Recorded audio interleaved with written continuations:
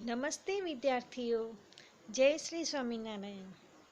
ગુજરાતીમાં અને હિન્દી ભાષામાં અને સાથે સાથે અંગ્રેજીમાં પણ ક્યારેક ક્યારેક આપણે સુવિચારો, સારા છંદો, અર્થવિસ્તારો અને એવી કેટલી નાની નાની પંક્તિઓથી આપણા જીવનનો વ્યવહાર કેવો હોવો જોઈએ તેની સમજ આપવામાં આવે છે.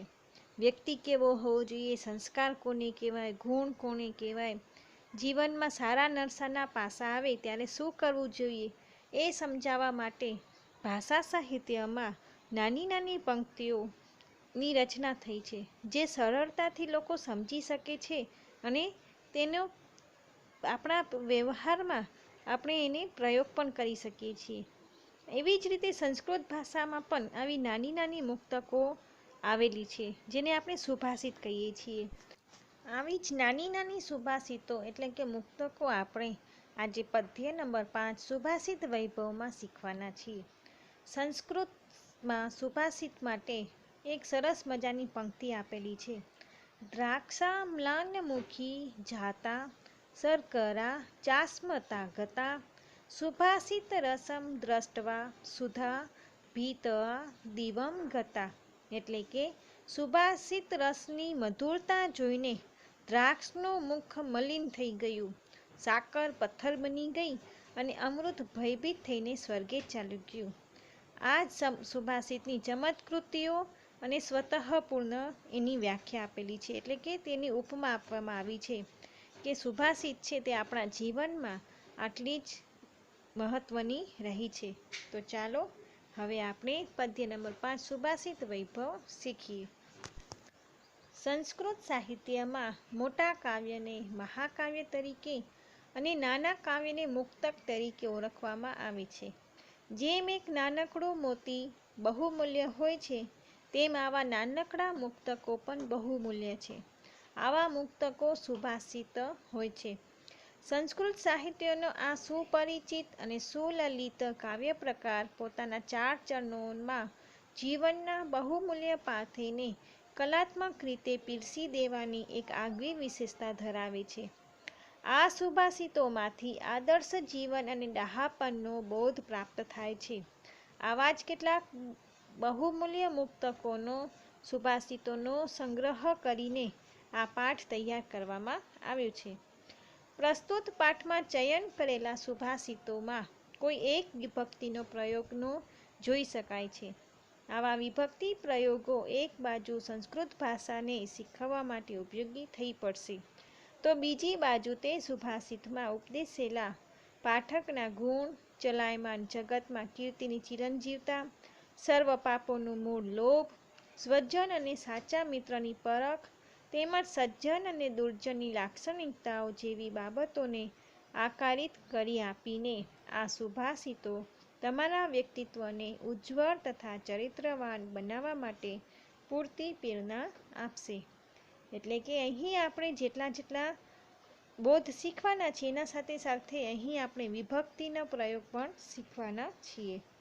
અને આ બધી જે સુભાષિતો છે, આ બધી સુભાષિતો અનુષ્ટુપ છંદમાં રચાયેલી છે. એટલે કે 4 ચરણમાં રચાયેલી છે. અનુષ્ટુપ છંદ છે એના 4 ચરણ હોય છે અને 4 ચરણમાં આ બધા પંક્તિઓની રચના થઈ છે.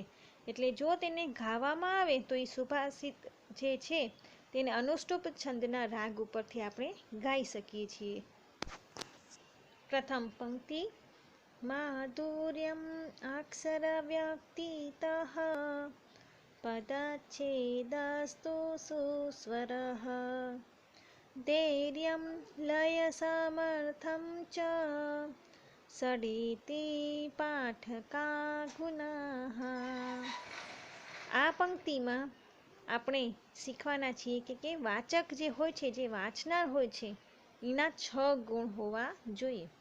આપણે ખબર છે કે આપણે જે અભ્યાસ કરીએ છીએ એનો પાયામાં લેખન, વાંચન અને ગણન.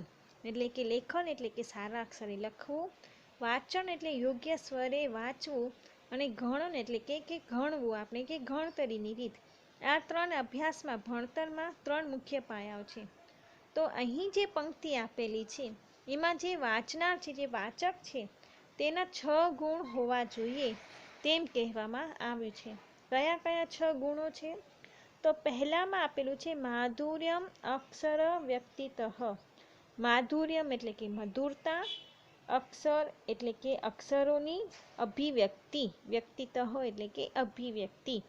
મધુરતા હોવી જોઈએ, અક્ષરની અભિવ્યક્તિ હોવી જોઈએ.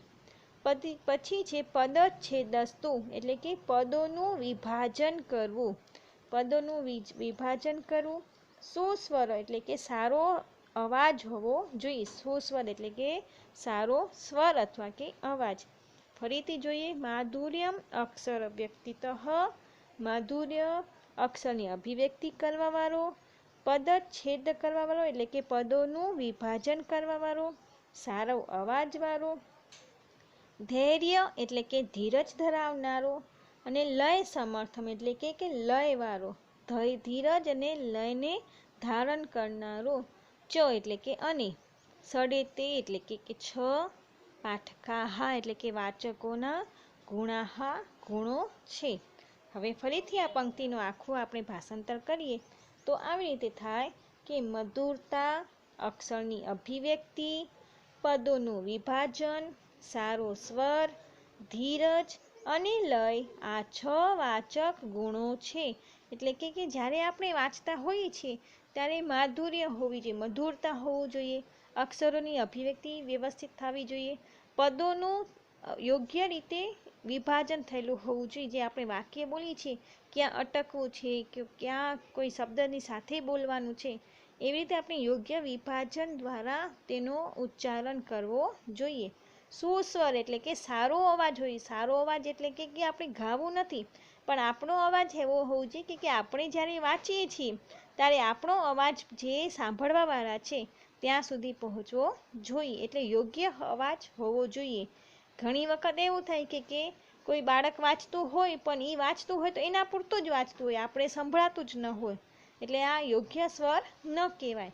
એટલે કે જ્યારે આપણે વાંચતા હોઈએ ત્યારે આજુબાજુ બધાને યોગ્ય રીતે સંભળાય એવો અવાજ પણ હોવો જોઈએ. ધૈર્ય હોવું જોઈએ, ધીરજતા હોવી જોઈએ.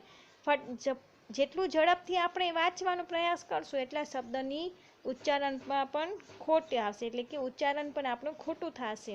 એટલે ધીરજપૂર્વક અને લયબદ્ધ વાંચવું જોઈએ. આ જે 6 ગુણો છે તે પાઠકોના ગુણો છે.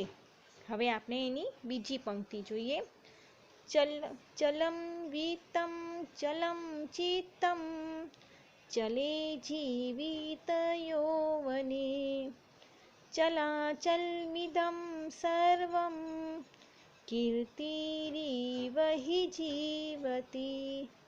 હવે અહીં જે આપણે આ પંક્તિમાં શીખવાનું છે તે છે કે પૈસો છે, આપણે ઘણી વખત આપણા વડીલોના મોઢે સાંભળતા હોઈએ છીએ કે પૈસો છે એ હાથનો મેલ છે, આજે છે ને કાલે નથી. એટલે પૈસાને, ધનને આપણે ચંચળ કહીએ. એવી જ રીતે યૌવન છે, તે યૌવન પણ આજે છે એ કાલે રહેવાનું નથી. એટલે જે ચલમ એટલે કે ચંચળ, વિત્તમ એટલે કે ધન. ચલમ વિત્તમ એટલે કે ધન ચંચળ છે. ચલમ ચિત્તમ, ચિત્ત એટલે કે મન, મન પણ આપણું ચંચળ રહે છે. આપણે ઘણી વખત આપણા જે યોગ વ્યક્તિ હોય છે, આપણા જે મોટા હોય છે, એ કહેતા હોય છે કે તમે ધ્યાન કરીને તમારા મનને સ્થિર રાખો. પણ એ આપણા માટે બહુ જ કઠિન કામ હોય છે, કારણ કે મન છે આપણું ચંચળ હોય છે, સતત ને સતત વિચાર કરતો હોય છે. એટલે આપણે તેને સ્થિર રાખવા માટે યોગ અભ્યાસ કરવો પડે છે. તો ચલમ ચિત્તમ એટલે કે ચિત્ત એટલે કે મન પણ ચંચળ છે. ચલે જીવિત યૌવને, જીવન અને યુવાની, જીવિત એટલે કે જીવન ને યુવાની છે એ પણ ચંચળ છે. કઈ કઈ વસ્તુ ચંચળ છે? તો ધન ચંચળ છે, મન ચંચળ છે, જીવન ચંચળ છે અને યુવાની પણ ચંચળ છે. આ બધું આવજા કરતું રહે છે. ચલા ચલમ મિદમ એટલે કે આવે છે ને ચાલે છે. ચંચળ વસ્તુ હોય છે, આવે પણ છે અને પાછી ચાલે પણ જાય છે. સર્વે કીર્તિરીવ હિ જીવતે, પણ કીર્તિ એટલે કે યશ છે, કીર્તિ છે, તે જ સમય સુધી જીવિત રહે છે. એટલે કે આપણા કામ એવા હોવા જોઈએ કે આપણી નામની પ્રતિષ્ઠા થાય, કીર્તિ થાય. તો એ કીર્તિ જે છે એ ઘણા સમય સુધી કાળ સુધી જીવતું રહેશે, પણ આપણા પાસે જે પૈસો છે, મન છે, જીવન છે, યુવાની છે, આ 4 વસ્તુ તો ચંચળ છે, આવશે અને ચાલી જશે. પણ જેની પાસે કીર્તિ છે તે જ જીવે છે. એટલે કે જે સારા માણસ હોય છે, જે સારા કામ કરેલા હોય છે, તે માણસની મૃત્યુ થાય છતાં પણ તેનું નામ છે, જે કીર્તિમાં પામેલું છે, તે કીર્તિ હંમેશા જીવતી જ રહેવાની છે. એટલે કે આપણે સારા કામ કરીને આપણે એક શ્રેષ્ઠ ઉદાહરણ બનવું જોઈએ, જેનાથી આપણા મૃત્યુ પાછળ પણ આપણી જે કીર્તિ છે, આપણી જે પ્રતિષ્ઠા છે, તે જીવિત રહી શકે. હવે સુભાષિત નંબર 3. મક્ષિકાઃ વર્ણમ ઇચ્છન્તિ ધનમ ઇચ્છન્તિ પાર્થિવાઃ નીચાઃ કલમ ઇચ્છન્તિ શાંતિમ ઇચ્છન્તિ સાધવઃ. અહીં આ સુભાષિત દ્વારા આપણે સરસ મજાનો એક શ્રેષ્ઠ ઉદાહરણ મળે છે કે જે સજ્જન માણસ હોય છે એ હંમેશા શાંતિ જ ઈચ્છતા હોય છે. મક્ષિકા એટલે કે માખી. માખી છે એ હંમેશા શું ઈચ્છે છે? તો માખી છે વર્ણમ એટલે કે જખમ ઈચ્છે છે. કોઈને એને ડંખીને એના જે જખમ હોય છે એને ડંખવો એનો સ્વભાવ છે, એટલે એનાથી શું ઈચ્છે છે? જખમ ઈચ્છે છે. મક્ષિકા વર્ણમ ઈચ્છતે એટલે કે જખમ ઈચ્છે છે. ધર્મમ ઈચ્છતિ પાર્થિવાહ. પાર્થિવાહ એટલે કે રાજા. રાજા છે એ ધનની ઈચ્છા રાખે છે. નીચાહ એટલે કે જે નીચ માણસો, હલકા માણસો હોય છે એ કલહ એટલે કે ઝઘડો ઈચ્છે છે. શાંતિમ ઈચ્છન્તિ સાધવાહ. પણ જે સાધુ પુરુષ હોય છે, જે સજ્જન માણસ હોય છે, તે શાંતિની ઈચ્છા રાખતો હોય છે. એટલે કે આ દરેક પ્રકારના વ્યક્તિના અલગ અલગ ગુણ હોય છે. એ ગુણના આધારે તેનો વ્યવહાર થતો હોય છે. સજ્જન માણસ છે તેના વ્યવહારથી જ આપણે ખબર પડી આવે કે આ સજ્જન માણસ છે. ને જે કલહ કરાવવા વાળો હોય, જે નીચ વ્યક્તિ હોય, એ હંમેશા કલહ જ કરાવતો હોય, ઝઘડો જ કરાવતો હોય છે. તો આવી રીતે ઘણા પ્રકારના આપણી આજુબાજુ આવા માણસો પણ જોવા મળતા હોય છે. તો એમાંથી શ્રેષ્ઠ માણસ કયો? કયો ગુણ માનવતા માટે, મનુષ્ય માટે શ્રેષ્ઠ છે? તો જે સજ્જન માણસ હોય છે, જે શાંતિ ઈચ્છતો હોય છે, એ જ આપણો એક શ્રેષ્ઠ ગુણ કહેવાય. તો ફરીથી એક વખત જોઈ લઈએ તો મક્ષિકાઃ વર્ણમ ઇચ્છન્તિ. મક્ષિકા એટલે કે માખી જખમ ઈચ્છે છે. ધનમ ઇચ્છન્તિ પાર્થિવાહ. પાર્થિવાહ એટલે કે રાજા. રાજા ધનની ઈચ્છા રાખે છે. નીચાહ કલમ ઇચ્છન્તિ. નીચ માણસ, જે હલકા માણસ હોય છે, તે કલેશ એટલે કે ઝઘડો ઈચ્છે છે. શાંતિ ઇચ્છન્તિ સાધવઃ. અને સજ્જન માણસો છે તે શાંતિની ઈચ્છા રાખતો હોય છે. હવે આપણે ચોથી પંક્તિ જોઈએ. ગાવો ગંધી ન પશ્યન્તિ વૈદેહે પશ્યન્તિ બ્રાહ્મણાઃ ચારેહે પશ્યન્તિ રાજાન ચક્ષુભ્યામ ઇતરે જનાઃ. અહીં આ પંક્તિમાં આપણે સમજાય છે કે સૃષ્ટિની અંદર જે મનુષ્યની અલગ અલગ ગુણ અને સ્વભાવ હોય છે, એ તે પશુ પંખીઓમાં પણ એક અલગ પ્રકારને છઠ્ઠી ઇન્દ્રિય આપણે જેને કહેતા હોય છે, કે જેનાથી તે કામ કરતા હોય છે. બોલી નથી શકતા મૂંગા પ્રાણીઓ, છતાં એ પોતાનું કામ કેવી રીતે કરે છે? તો એના પાસે એક વિશિષ્ટ ગ્રંથિ હોય છે, સૂંઘવાની હોય છે, જોવાની હોય છે, સમજવાની હોય છે. એના દ્વારા એ પોતાનું કાર્ય સરળતાથી કરતા હોય છે. તો અહીં કહેવામાં આવ્યું છે કે ગાવો ગંધી ન પશ્યન્તિ. ગાવો એટલે કે ગાય. ગંધીન એટલે કે ગંધ વડે શું જુએ છે? પશ્યન્તિ એટલે કે જુએ છે, ઓળખે છે. ગાય જે હોય છે આજુબાજુના ગંધ ઉપરથી ઓળખે છે કે આ વસ્તુ શું છે. વેદેહે પશ્યન્તિ બ્રાહ્મણાઃ. અને બ્રાહ્મણો જે છે તે વેદ જ્ઞાનથી જુએ છે, એટલે કે પોતાના જ્ઞાન ઉપરથી બીજાને ઓળખતા હોય છે, પોતાની આજુબાજુની વસ્તુને જાણતા હોય છે. હવે સુભાષિત નંબર 5, પંક્તિ નંબર 5માં જોઈએ. દરિદ્રાય ધનમ દેયમ જ્ઞાનમ દેયમ જડાય ચ પિપાસિતાય પાનીયમ શુદ્ધિતાય ચ ભોજનમ।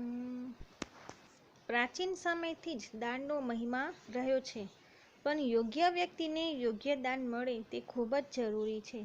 તો એ વાત સમજાવવા માટે અહીં આ બે પંક્તિનો ઉલ્લેખ કરવામાં આવ્યો છે। સૌથી પહેલાં જોઈએ તો દરિદ્રાય ધનમ દેયમ, દેયમ એટલે કે દેવું, દરિદ્રાય એટલે કે ગરીબ લોકોને ધન દેવું જોઈએ। જ્ઞાનમ દેયમ જડાય, જડ એટલે કે જડ માણસ, આપણે ઘણી વખત કહીએ છીએ કે સાવ તો જડ જેવો છે, એટલે કે અજ્ઞાની માણસ અથવા કે મૂર્ખ માણસ, જે અજ્ઞાની માણસ છે તેને જ્ઞાન દેવું જોઈએ। પીપાસિતાય પાનીયમ, પીપાસિત એટલે કે તરસ્યા માણસને પાણી દેવું જોઈએ। શુદ્ધિતાય ચ ભોજનમ, અહીં શુદ્ધિતાય એટલે કે ભૂખ્યા લોકોને ભોજન દેવું જોઈએ। આ બધા જ બે પંક્તિમાં આપણે જોયા છે કે દરિદ્રાય, જડાય, પીપાસિતાય, શુદ્ધિતાય, આ બધામાં ચતુર્થી વિભક્તિનો પ્રયોગ થયો છે। જ્ઞાન દેયમ એટલે કે દા ધાતુનો જ્યારે પ્રયોગ થતો હોય છે, એટલે કે દેવાની ક્રિયા થતી હોય છે, ત્યારે આપણે ચતુર્થી વિભક્તિનો પ્રયોગ કરતા હોઈએ છીએ। તો ફરીથી આપણે આ પાંચમી પંક્તિનો અનુવાદ જોઈ લઈએ। દરિદ્રાય ધનમ દેયમ, દરિદ્રાય એટલે કે ગરીબ લોકોને ધન દેવું જોઈએ। જ્ઞાનમ દેયમ જડાય ચ, અજ્ઞાની માણસને જ્ઞાન દેવું જોઈએ। પીપાસિતાય પાનીયમ, જે તરસ્યા લોકો છે તેને પાણી દેવું જોઈએ। શુદ્ધિતાય ચ ભોજનમ, ભૂખ્યા લોકોને ભોજન દેવું જોઈએ। હવે છઠ્ઠી સુભાષિત, લોભાત ક્રોધઃ પ્રભા, લોભાત કામઃ પ્રજાયતે, લોભાન મોહશ્ચ નાશશ્ચ, લોભઃ પાપસ્ય કારણમ। ગુજરાતીમાં એક કહેવત છે કે લોભ પાપનું મૂળ છે। આ જ કહેવતને અહીં આપણે સુભાષિતમાં સંસ્કૃતમાં શીખવાના છીએ।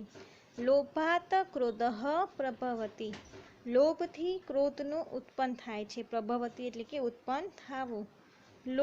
લોભાત કામઃ પ્રજાયતે, લોભથી કામ એટલે કે ઈચ્છા ઉત્પન્ન થાય છે। લોભાન મોહશ્ચ નાશશ્ચ, લોભથી મોહનું નાશ થાય છે। લોભઃ પાપસ્ય કારણમ, લોભ પાપનું કારણ છે। એટલે કે કોઈ પણ વસ્તુનો આપણે જ્યાં લોભ કરીએ છીએ ત્યારે જ્યાં સુધી આ વસ્તુ ન મળે ત્યાં સુધી આપણે ક્રોધ ઉત્પન્ન થાય છે, અને એના સાથે સાથે એ વસ્તુ જો મળી જાય તો પછી બીજી વસ્તુ મેળવવાની આપણી ઈચ્છા, લોભ થાય છે, એટલે કે એનાથી ઈચ્છા પ્રાપ્ત થાય છે। એનાથી લોભથી મોહનું નાશ પામે છે ને એના સાથે સાથે આપણું જીવનનું પણ ઘણું બધું નાશ થઈ જાય છે। એટલે જ લોભ છે એ પાપનું મૂળ છે, એટલે કે એનું કારણ છે।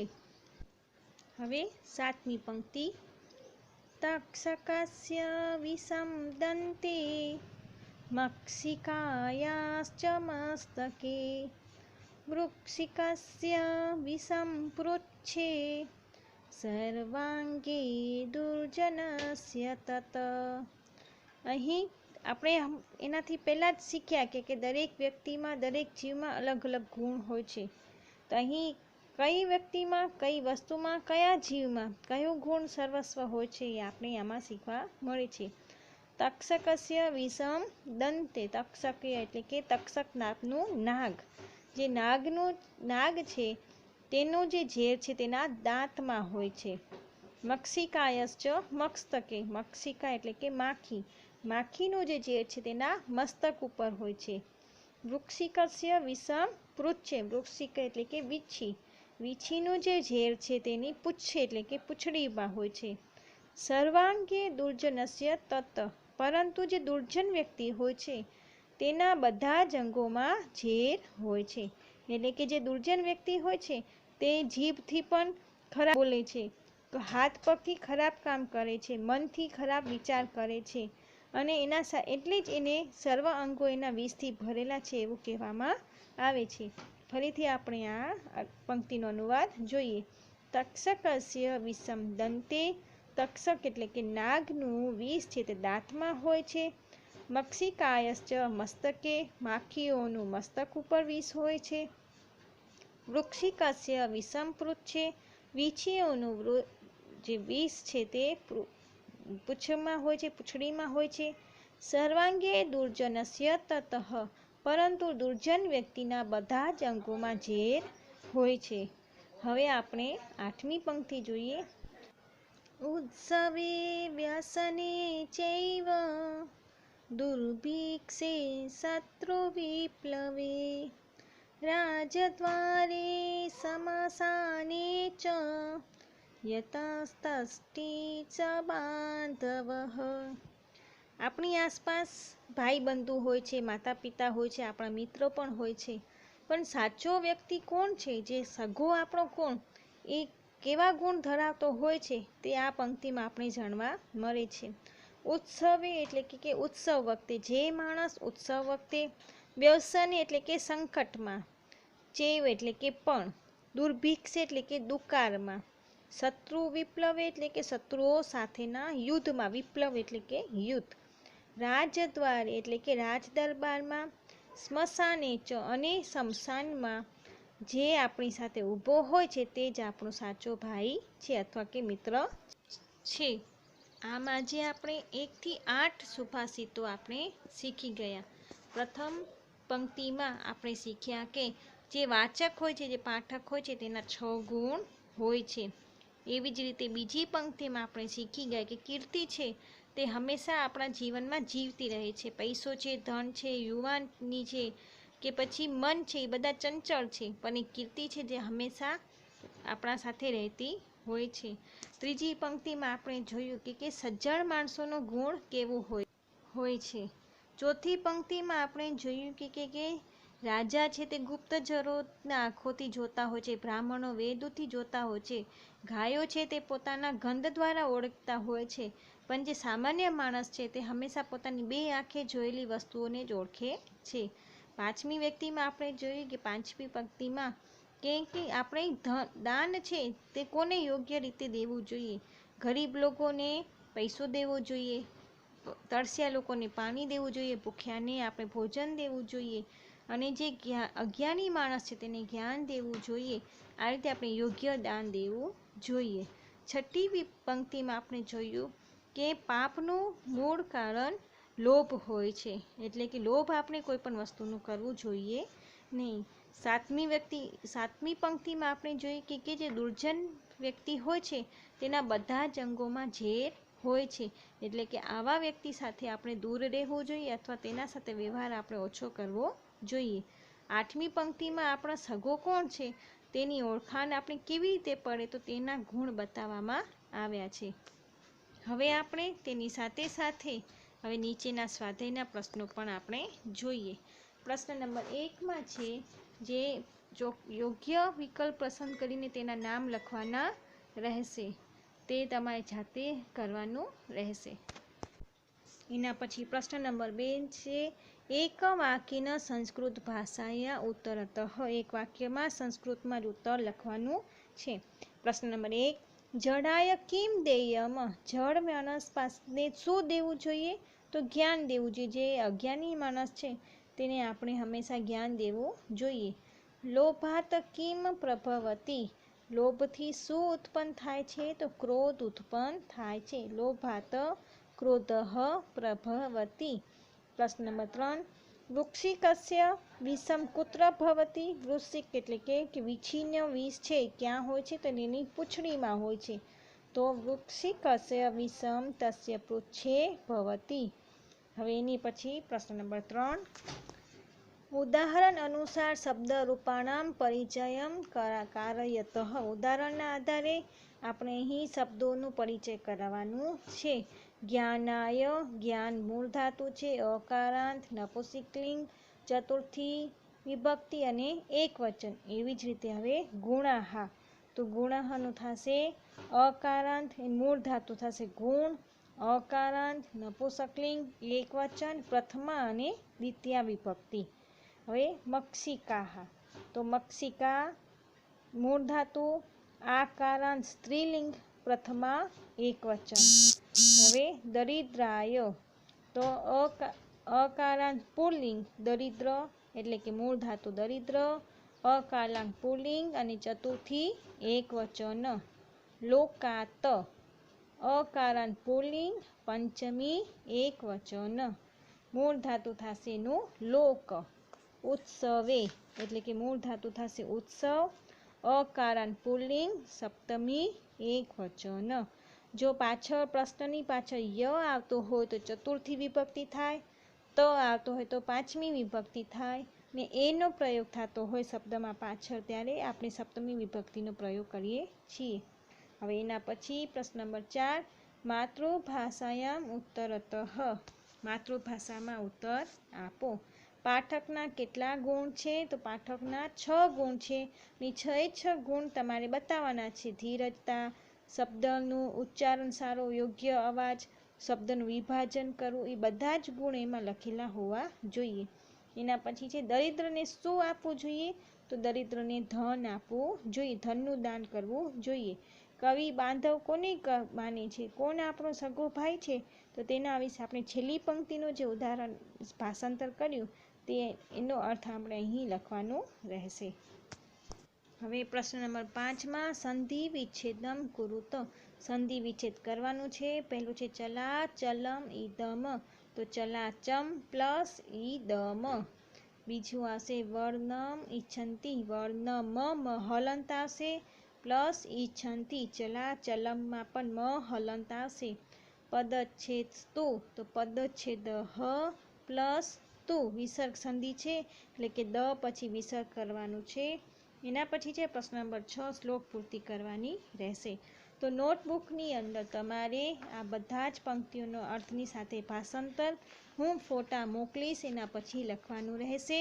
એના પછી પ્રશ્ન નંબર 1, પ્રશ્ન નંબર 2, 3 અને 4 અને 5 એ બધા જ પ્રશ્નો તમારી નોટબુકમાં પણ લખવાનું રહેશે.